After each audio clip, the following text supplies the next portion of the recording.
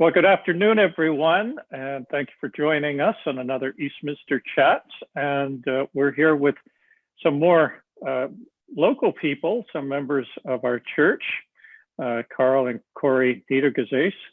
And we thought, especially at this time of year, that you might like to hear about Christmas traditions in other countries, and specifically European countries. Corry is from the Netherlands originally, and Karl is from Germany originally. Now, they've both been in Canada for a very long time, so they're going back a little distance in their memories, but they're going to tell us a little bit about the Christmas traditions that they grew up with. So maybe I should ask Corry first. What were the traditions around December that occurred in the Netherlands? Well, as I remember, I lived in the Netherlands until I was 9 years old. And the tradition was in our family that the 5th of December was St. Nicholas Day, and which is still, it's still celebrated like that today, that we were made to believe that St. Nicholas came on a white horse, and then there was Black Pete, that was his helper, and the horse would go from rooftop to rooftop, and then Santa would, or St. Nicholas would come down the chimney. And as children, we would always line up our shoes behind our stove and put hay in it.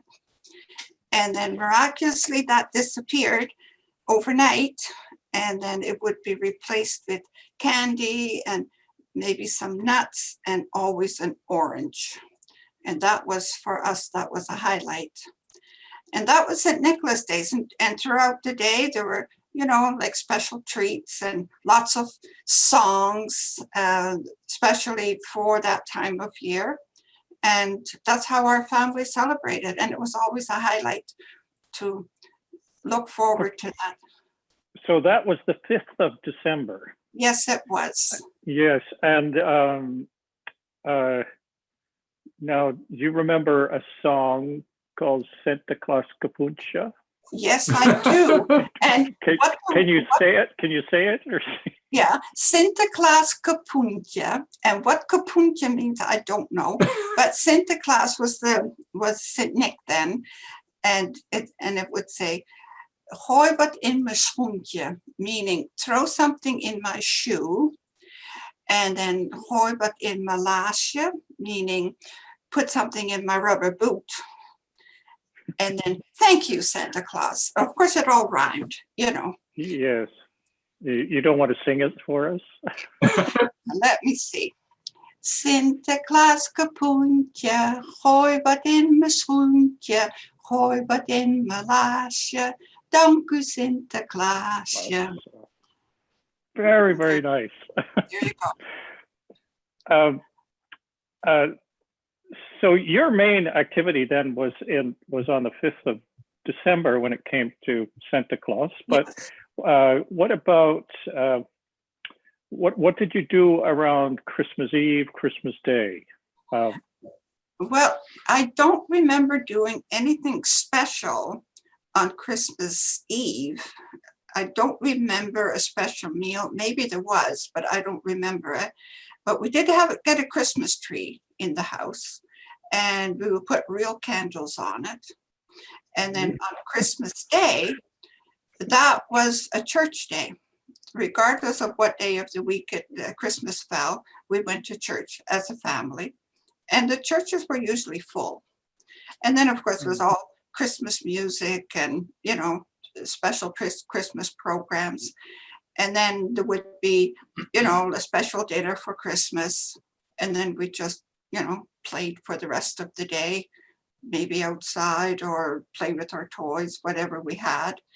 And then the next day, which would be like our Boxing Day, we called it Second Christmas Day. And that was our Sunday school concert.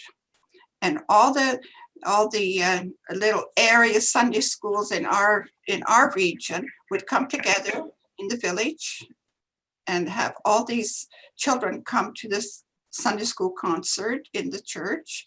And there would be the Bible story and then an intermission with hot chocolate and cookies. And then there would be another story, also a Christmas story, but not necessarily a Bible story. And that would be told by one of the teachers. And then after that, each child would receive a book appropriate for their age and a bag with some candies and cookies and another orange, some nuts. And that was Christmas. And the highlight of Christmas, of that second Christmas day, was when as children we sat around the table, and if mother chose your book to read out of. That was really special, you know, because I'm from a family of 10. So there were a lot of books around. But in those days, Sunday school only went up to the age of 12. And after that, for the teenagers then, it was like a Bible class. But Sunday school itself went to the age of 12. So, but even if with 10 children, 10 books a year, we had a lot of books. So you had, so they would kind of separate to some extent the Santa Claus story, that would be December 5th, from what went on the 24th, 25th, 26th, which would be more connected to the church and that's right. Christian things. Okay. Yes. Yeah. Interesting. Yeah. And I never remember ever receiving Christmas gifts on Christmas Day. Well, we had what we needed, but no, we never got like a toy or a gift on Christmas Day. Whatever we got was always on the 5th of December. Yeah.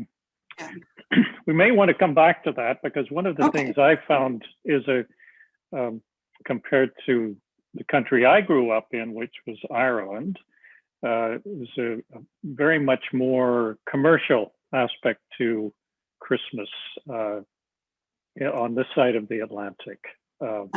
Although that commercialism has in turn affected European cultures now, I think people. Yeah, well, I'm talking 70 years ago when I grew up. How many? How many?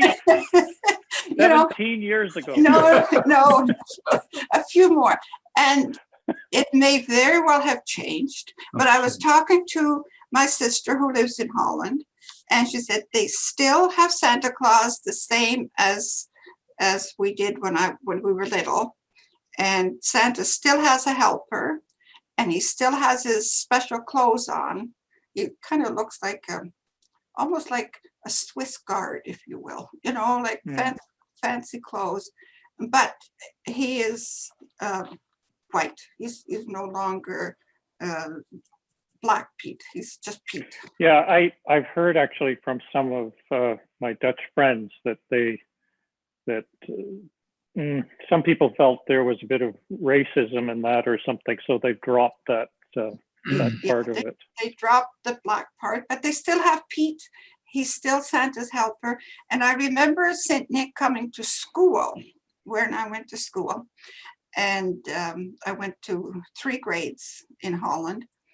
And St. Nick would come and Pete would come with him. And Pete always carried a big burlap bag. And if anyone was bad, then you would be put into that bag and carried away. And one year, my brother had to go into the bag. He knew this ahead of time, but the class didn't know that. And because my brother was small for his age, he was put into the bag and carried off. And of course, there was a lot of screaming and a lot of, and the kids didn't like it, and my brother didn't like it either. But that was kind of a fun part. Okay. Yeah. Okay, Karl, what went on in Germany when you were young? Well, you heard it from Start at the Corry. beginning. And anything go on early in December? We also St. Nicholas Day, but he came from Holland, and on the 6th of December he came to us, and he brought also the Black Peter along, and with the burlap bag, and the bad kids would eventually he would take them away, and so on. But the little kids were a little bit afraid of him. Yeah. But the joy was nobody was put in the bag really, and everybody was relieved, and everybody was happy to see Santa. The nice part was you all got a paper plate. It was decorated with a Christmas decoration. There was an apple on there, a chocolate bar, an orange, a few nuts, and so on. This was a treasure. We treasured so much, and that was a highlight of Santa coming to us.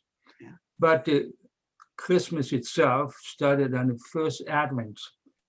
And most homes have an Advent wreath in the home, in the living room, and a table, and they had 4 candles in there. The whole wreath is made out of greenery, some decorations on there, and we burned on first Advent the 1 candle, on the following Sunday, the next one till the 4th Sunday, yeah. And then after it was Christmas Eve, and that was the highlight of the Christmas season, and so on Christmas Eve, 24th of December, we went to church at 4 o'clock in the afternoon, and the whole church participated. Sunday school kids, young people, adults, and then we heard the Christmas story. And end of the service, each child got a nice little booklet, a paperback booklet. We treasured it so much and took it with us home. And when we came home, we had a nice supper. And then Kasha would come because we were never allowed to go in the living room before the 24th of December. The Christmas tree came in the house on the 23rd. It was decorated. We were not allowed to be around there. And on 24th, the tree was decorated. The candle lights were burning. And then we walked into the living room with a decorated tree. And then my mom would read the Bible story. And then we had all the gifts. And it was so wonderful. We were so blessed. We as kids, it was unbelievable. We treasured every bit that we had. There was so much joy in the family. And also my mom played the piano. We sat around her and mom played, and we sang nice Christmas carols. But the most important thing that I always remember, it was like Luke chapter 2, the first 20 verses. And we as kids in Sunday school had to memorize many of the verses, not all of them. One child said maybe the first 2, and the next one said another 2 till we reached the 20th verse. We had to memorize that. And somehow it stays for the rest of your life. And on the 25th, we had a big meal, and so we relaxed and enjoyed each other, and we add over our gifts and toys what we got, and maybe new outfit that was really special. And on the 26th was another holiday, Christmas holiday, and then maybe uncle and aunts came, or maybe my cousins, and we exchanged ideas and our excitement about Christmas. This was pretty much a highlight. Our family came so close again, and this was really beautiful, and we enjoyed every minute of it. Mm. Oh, isn't that nice? And again, there was a big spiritual aspect to your celebration of Christmas. Mm-hmm. Yeah. So in Ireland, the Irish sort of set up, depending on where you were, and most of my growing up was in Northern Ireland, so that's British and was much affected by what went on in the British in Great Britain. So we didn't have anything earlier on in December. We didn't really do Advent, although Advent candles began to come in, or Advent calendars rather, started to come in when I was young. And the first time I sort of found out about the Advent candle thing was actually from a young Dutch woman shortly after I moved to Canada. We were in her house and I saw this thing with the candles and asked about what it was. So she was surprised I didn't know. So we didn't have that. So everything really was geared towards Christmas Eve, Christmas Day, Boxing Day, those sorts of things. Sometimes, however, our choir would do a special carol event, have a cantata, and that might be done a little earlier in December. But Christmas Eve was the night when Santa would come, and I can remember as children, my sister and brother and I would be very excited about what was going to come and fill our stockings and that sort of thing. And then, and in fact, there was one, I think I was a little older, and I decided I would wait up for Santa Claus. And Santa Claus came into my room and dropped some things at the foot of the bed. And of course, as soon as he had left and I felt the coast was clear, I got up and I started playing. And amazingly enough, I was making so much commotion that my dad heard me and came in and gave me a little of get back to bed and go to sleep and you can play in the morning. Yeah. Anyway, mornings came early, of course, as children, but we always had church on Christmas Day at 8 a.m. It was the only time church was that early, but we had 8 a.m. It was always a brief service with some carols and a message from the minister. And people would be on their way by 8:30 or 8:40 back. And Christmas Day would be the big day when there was a big meal and family would gather and extended family sometimes. And it was a lot of fun. And then we had, you mentioned the second Christmas, we had Boxing Day like we have in Canada. That was just the day to relax and get over Christmas or do some more Christmas, whatever it was. But in the Republic of Ireland, I spent my earliest years there. It was a little different. It was called St. Stephen's Day. And I think you know from Good King Wenceslas went out on the Feast of Stephen. Yeah. So Right. that's the 26th. And I was too young to remember if there was anything significant, but I assume that St. Stephen's Day thing came from the larger Roman Catholic or Church of Ireland, which is Anglican, observance of saints' days and that sort of thing. Right. So it was a little different. We did maintain some level of church and spirituality, but by the fact that we went to church on Christmas morning, that was the first thing.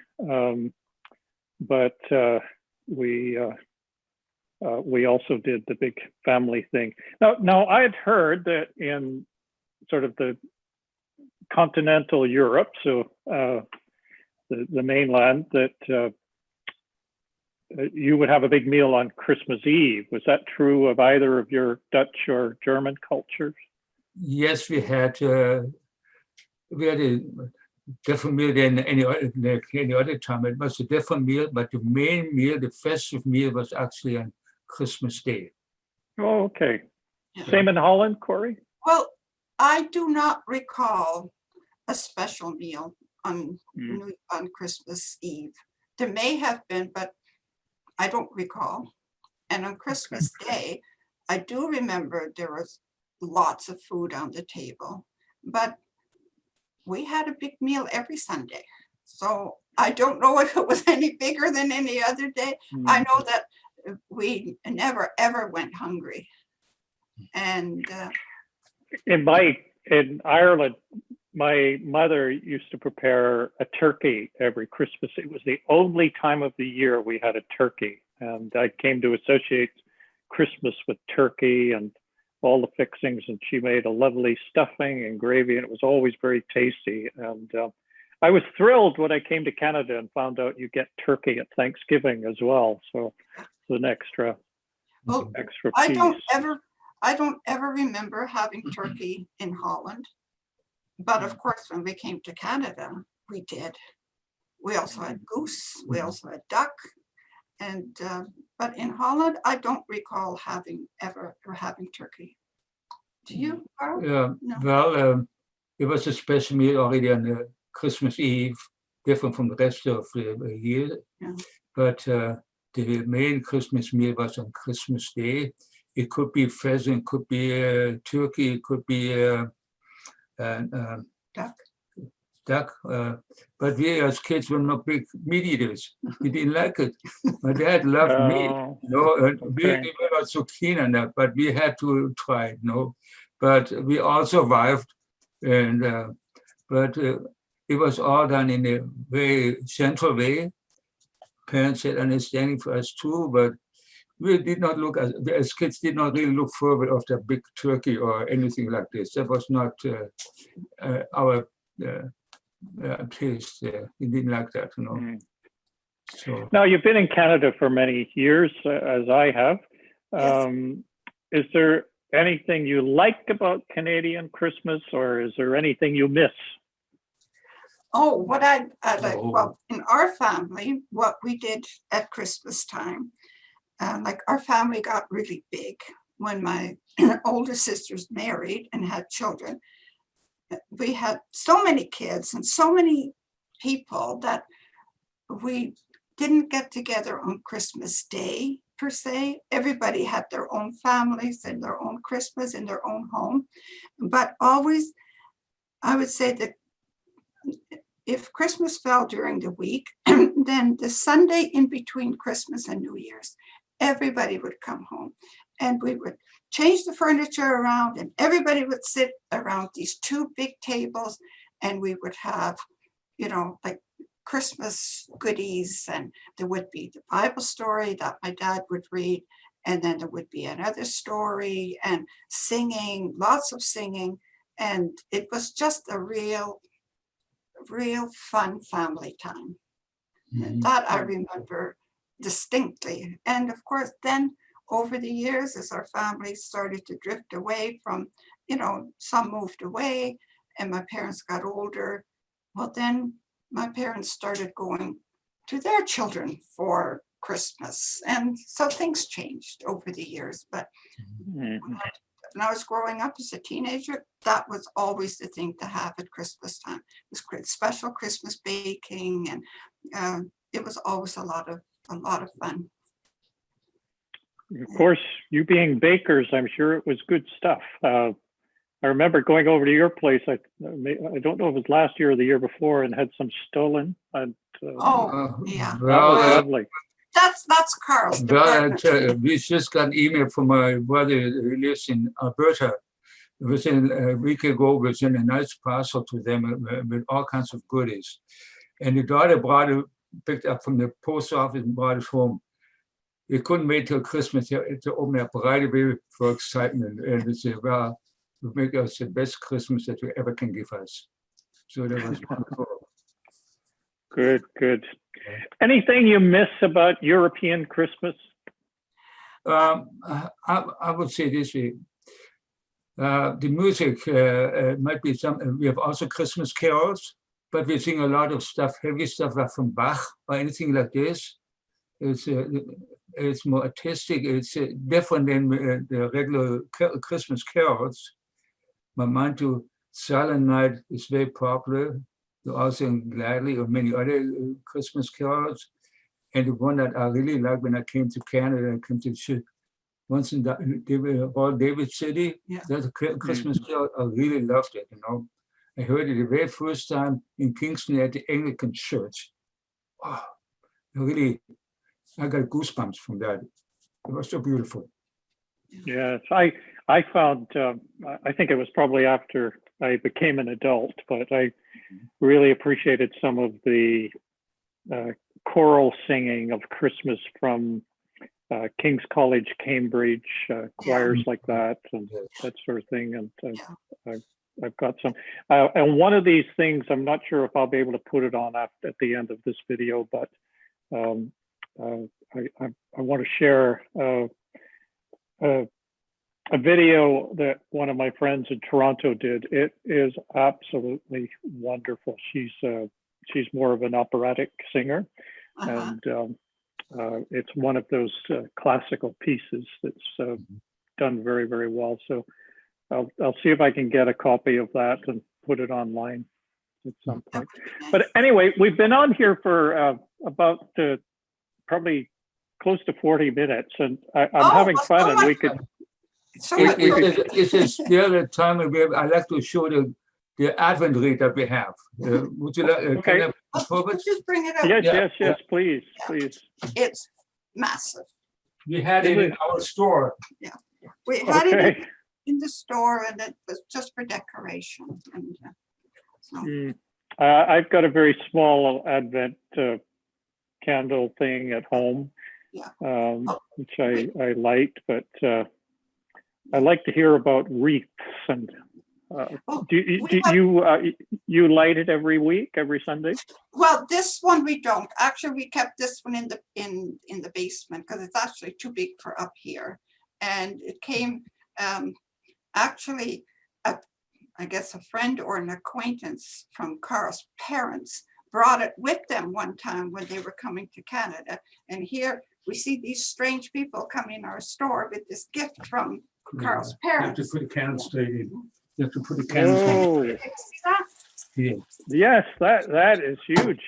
That is big. And actually it hangs up from the ceiling. Oh, nice. Yeah. That is very good. Yeah, so we just keep it downstairs. And it has some gingerbread underneath. You see, it's lovely. Yeah. Anyway.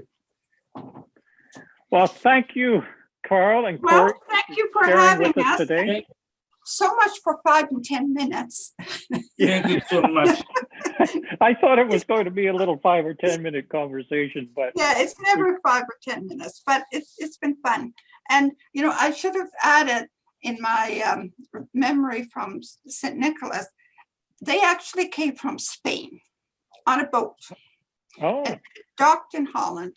And where the horse came from, I'll never know, but he came, then he went on a horse from rooftop to rooftop. So there you go.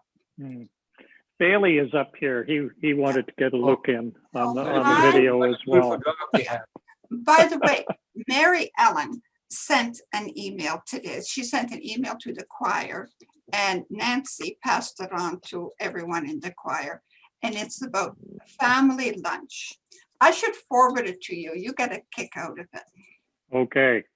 Well, listen, I'm going to stop the recording and we can talk some more in a moment, but thanks so much for joining me on this, and we'll share it with our Eastminster friends, and we'll be asking the Lord, of course, to bless you and to bless our congregation during this Christmas time. Okay, well, thank you. Thank you. God bless.